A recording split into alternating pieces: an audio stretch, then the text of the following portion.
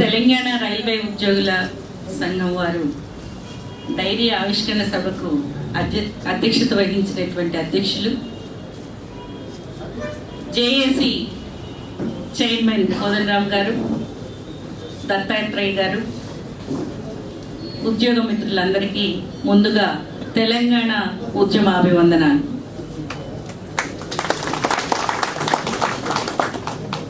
మనం ఇవాళ తెలంగాణ రాబోతుంది. అసెంబ్లీలో 30వ తారీఖు వరకు జరిగినటువంటి చర్చ తర్వాత ఇక పార్లమెంట్కి వెళుతుంది.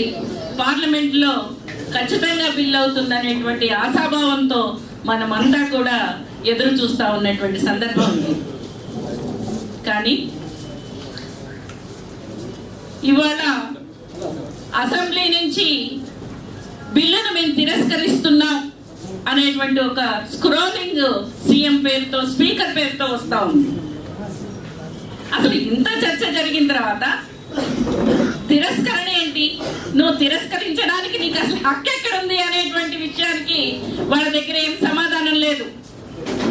ఒక అసెంబ్లీకి బిల్లును తిరస్కరించే హక్కు ఉందా అనేటువంటి విషయంలో కనీస జ్ఞానం లేకుండా మాట్లాడుతున్నటువంటి సందర్భం ఉంది. ఇవాళ తెలంగాణ బిల్లు పార్లమెంటులోకి వెళ్తే మనమందరం పార్లమెంటులో ఖచ్చితంగా బిల్లు అవుతుంది అనేటువంటి విశ్వాసం ఎందుకుంది అంటే ఇక్కడ దత్తాత్రేయ గారు ఉన్నారు, బీజేపీ మిత్రులు, అలాగే ఇతర కాంగ్రెస్ ఇతర వర్గాల వాళ్ళందరూ కూడా ఖచ్చితంగా మన బిల్లుకి అనుకూలంగా ఉన్నారు అనేటువంటి విశ్వాసంతో మనమంతా కూడా తెలంగాణ బిల్లు పాస్ అవుతుంది, మనం తెలంగాణని సాధిస్తామనేటువంటి దృఢ సంకల్పంతో ఉన్నాం. కానీ రకరకాలుగా వస్తున్నటువంటి వాదనలు ఇవాళ నిన్న విజయవాడ నుంచి వచ్చినటువంటి కానివ్వండి, మోడీ గారి నుంచి వచ్చినటువంటి కానివ్వండి, అనేక సందేహాలకు కూడా ఆస్కారం ఇస్తున్నటువంటి పరిస్థితి ఉంది.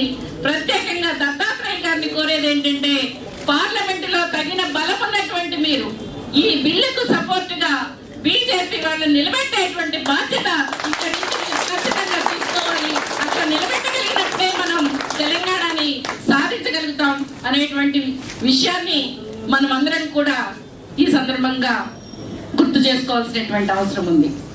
అయితే మనం తెలంగాణని రాబోయే తెలంగాణలో కార్మికులకు, కర్షకులకు అందరికీ కూడా ఆశావాహమైనటువంటి తెలంగాణ వస్తుంది. మనం అందరం కూడా సుఖ సంతోషాలతో వెళ్ళి విరిసేటువంటి పరిస్థితి కోసం ఎదురు చూస్తూ ఉన్నాం.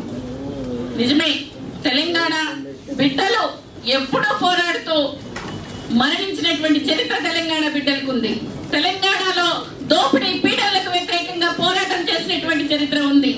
ఈ 4 సంవత్సరాల పోరాటంలో కూడా పెద్ద ఎత్తున రోడ్ల మీదకు వచ్చి పోరాడినటువంటి చరిత్ర కలిగినటువంటి మనం రాబోయేటువంటి తెలంగాణ ప్రజలందరికీ సంతోషాన్ని అందించేటువంటి తెలంగాణ సాధించుకోవడం కోసం కూడా పోరాడాల్సినటువంటి అవసరం ఉంది అనేటువంటిది ఈ సందర్భంగా తెలియజేస్తూ నాకు ఈ అవకాశం ఇచ్చినందుకు ధన్యవాదాలు.